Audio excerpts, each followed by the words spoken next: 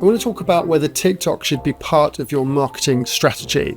And there's a lot in there to unpack because it's obviously dependent on lots of different factors within your business, your market, your audience.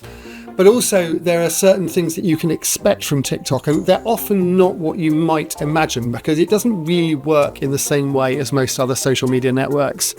So in this video, I want to talk a little bit about the algorithm. I want to talk about what you can use TikTok for and what you should expect from it in terms of its metrics and results as well.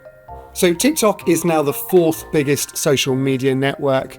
And yes, 1 in 4 users are under 25, but also a third of the platform is over 35. It's got 1.6 billion users. So if you think in terms of audience size, it's actually quite sizable. And one of the things that makes it unique is its algorithm. So a lot of traditional social media networks like Facebook and Instagram work around a follower model whereby you collect followers and build a following. And then when you post something new, it shows it to those people or a portion of those people. And if they engage with it, then that content is shown in their feeds. And you start to get sort of low levels of virality through that. But it's only showing your audience and then your audience's audience. So there's kind of limitations within that. And what TikTok has done to change that, subtly but importantly, is to change the way it distributes videos to new viewers. So let's explain that quickly and you can see what the difference is. So when you create a new piece of content and put it up onto TikTok, what happens is that rather than showing it to anyone you're connected to in the past, it auditions it sends it out to a small test group. And that test group then will see that regardless of whether they're connected to you based on what they're interested in and what TikTok thinks that you're interested in as well. If the audience engages with that video in the first instance, and that might be through a number of different metrics like follows, likes, shares, that kind of thing, then TikTok will upgrade that to the next level and show it to more people. If that engagement continues, it'll continue to keep upgrading it and upgrading it to bigger and bigger audiences. And that's where the virality comes in TikTok. It's famous kind of, you can go viral on TikTok, because if the content is good, it'll keep upgrading it, regardless of how many followers you've got, regardless of the size of your existing audience. And what that means is that TikTok is now valuing the quality of the video and not necessarily the kudos or the establishment of the existing audience or the existing follower base. As a result of this, what happens is that the TikTok feed is tailored towards the viewer, very, very specifically towards the viewer, which is what makes it kind of addictive. It also presents a couple of issues and challenges for businesses in that you can't build on previous experience as easily as you could on other social media platforms. So for example, you could have a video that hits a viral streak and goes for gold and does like 10,000, 100,000, a million views. And then the next video just isn't right for whatever reason. And it doesn't make it through those early levels and then it falls completely flat.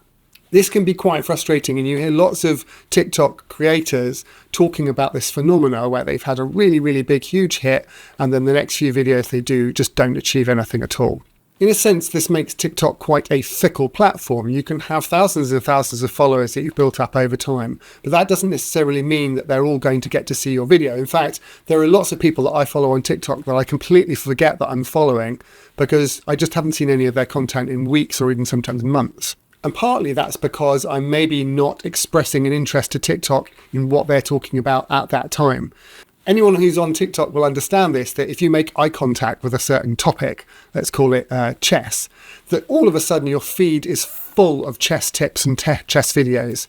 But that comes at the expense of other things that you might be partially interested in that you haven't really engaged with in the last few weeks or months. So there are a couple of things which TikTok is not very good at, which marketers are often looking for. And there are a couple of things which it's really, really good at. The two things that you probably shouldn't be measuring too closely are account size and audience growth, because actually those can be kind of irrelevant because of what we've just explained in terms of the content being first. The other one is conversions, because if you're looking for conversions from your organic posts, then again, it's unlikely that if you're trying to sell something or push out a product or a service, that it's going to make it through those lower levels, because people just aren't interested. There isn't a mass of people who are interested in buying something or being sold to on an organic social media channel. One of the most important things is experimentation. So if you use TikTok to try lots of different variations on a piece of content, that might be different structure, different creative ideas, different positioning, all those different things that you can vary. You can use TikTok to see how well it responds immediately to an audience.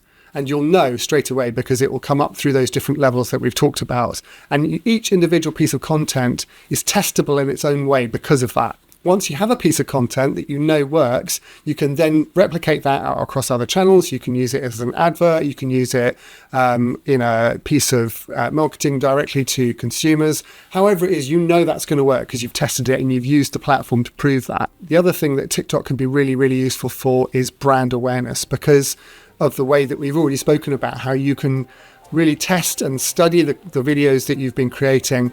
And eventually, if you keep doing that, you're going to find something that works and it's going to go out to tens, hundreds of thousands of people.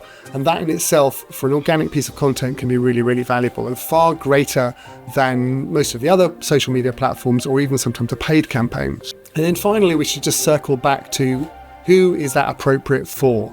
And it's difficult to say that TikTok would be good for a certain sector, or it might be great for, B2C or kind of like products, or it might be not so good for a B2B service or whatever. I think it's more about how you create the content and how you position it. Can you make it broadly accessible to a large number of people? Virality in organic content is a numbers game. So if you can create a video that has broad appeal, that still has the message that you want within it, and you can find 1 million people to watch it, then even if 1% of them are only your target market within that, that's still 1% of 1 million. Whereas if you have a video that only goes out to 500 people, 1% of that is a much smaller number, obviously. So use TikTok for brand reach, use it for testing and understanding your audience and what they respond to. But don't get too caught up on conversions and on account size and other metrics that might be a harder win within the TikTok environment.